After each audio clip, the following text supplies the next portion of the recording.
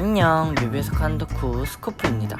방탄소년단이 새로운 뮤직비디오 아이돌을 냈습니다. 그리고 그걸 본 제 상태는 이게 무슨 진짜 감동적이죠. 뮤직비디오는 한국의 다양한 특징들을 미디어 아트로 화려하게 풀어냈습니다. 방탄소년단은 그들만의 세계관으로 뮤직비디오의 스토리를 이끌어왔는데 이번에는 스토리는 개괄적인 의미로 작용하고 있습니다. 그럼 어떤 요소가 들어가 있는지 한번 살펴보도록 할까요? 그동안 한국적이라 함은 Do you know? 로 일축되는 방법으로 외국인이다 라고 패싱되는 사람들에게 Do you know 땡땡땡? 이라고 묻는 방식이었습니다. 국가적 자존감이 낮은 모습이 드러나는 말하자면 쿨하지 못한 방식이었죠. K-팝은 그 방식을 지나 다양한 뮤직비디오에서 시도되었던 것처럼 한국적 오브제를 쿨하게 녹여내는 데 힘써왔습니다. 그리고 이번 방탄 뮤직비디오는 자신의 뿌리, 파운데이션을 국가로부터 찾아 그 역시도 나를 이루고 있는 요소 중 하나로서 뮤직비디오에서 나다움을 드러내는 방식으로 사용하였습니다. 이전 국가적 일환으로 시도되었었던 외국인 같아 보이는 사람, 특히 백인에게 비빔밥 혹은 김치 먹이기 보다 훨씬 낫네요. 무언가를 재현하는 것들, 이를테면 연극, 영화, 뮤직비디오 같은 것들에는 제4의 벽이라는 게 존재할 때도 있습니다. 물론 그 벽을 부순 작품들도 많은데요. 제4의 벽이란 연극에서 사용하던 용어입니다. 연극이 진행되는 동안 관객과 배우 사이에는 제4의 벽이 생기며 서로에게 간섭할 수 없다는 이야기인데요. 물론 이 벽은 현대에서는 다양한 시도에 의해서 파괴되어 왔습니다. 그런데 특히나 뮤직비디오의 경우 이 벽은 견고한 편이었습니다. 어떠한 표정을 짓거나 바라본다고 하더라도 뮤비 밖의 사람들을 끌어당긴다기보다는 우리와 가수 사이에는 모니터라는 벽이 있고 가수는 그 벽 너머에서 대중에게 자신의 외적인 요소가 얼마나 멋지고 얼마나 신비로운지를 드러내기 위해 쉴 새 없이 유혹하는 방식이었습니다. 그런데 이번 뮤직비디오는 관객을 무대로 직접 끌고 와 난입시키는 듯한 방법으로 연출을 했습니다. 또한 인간 모양의 마네킹과 직접 그렸던 것들을 벽 없이 보여주는 요소들을 배치하고 방탄소년단의 모습을 3D 모델링해서 화면에 수없이 많이 혹은 엄청 크게 등장시키면서 수많은 방탄소년단의 모습을 재현하는 과정을 통해 일종의 자신을 사랑하는 마음, 스스로를 위해 생각할 줄 아는 마음을 표현하고 있습니다.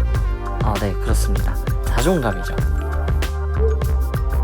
수많은 얼굴들이 폭발하듯 넘쳐나는 모습은 이전 페이크 러브에서 얼굴을 마스크로 가리고 춤에서도 얼굴을 가리던 것과는 대조적입니다. 이렇게 자존감을 드러내는 것 자체를 목표로 두고 있으니 화면 너머로 말을 걸고 있는 것 같고 좀 더 입체감 있게 표현되고 있습니다. 이전 페이크 러브에서 자신의 모습을 비하하고 숨기고 싶어 했다면 이젠 자신의 모습을 숨김없이 드러내는 데에 힘을 썼습니다. 채도가 낮게 표현되던 페이크 러브과는 달리 넘쳐나는 화려한 색감을 위해 높은 채도가 나타나는 아이돌 뮤직비디오 전체적인 색감은 얼핏 프라이드 플래그를 떠오르게 합니다. 프라이드 플래그는 무지개 색으로 이루어진 깃발인데요. 다양성을 상징하다가 이제는 소수자, 특히 성소수자들이 자기 정체감에 대한 긍정과 서로 간의 연대를 보여주기 위해 사용하고 있습니다. 이 외에도 다양한 성소수자 집단마다 고유의 색상이 있으니 한번 찾아보면 좋겠네요. 이는 방탄이 성소수자라는 말이라기보다는 그만큼 여태까지 늘 강조해왔던 연대와 자기긍정을 중요시하는 기저가 뮤직비디오 전체에 깔려있다는 표현에 가깝겠습니다. 그래서 계속 뒤에 사랑이라는 한글과 사랑 애자 한문이 쓰여있는 것이죠. 방탄소년단이 앉아 파티를 벌이고 있는 공간은 런에서 방탄소년단이 잠시 머물고 있었던 컨테이너입니다.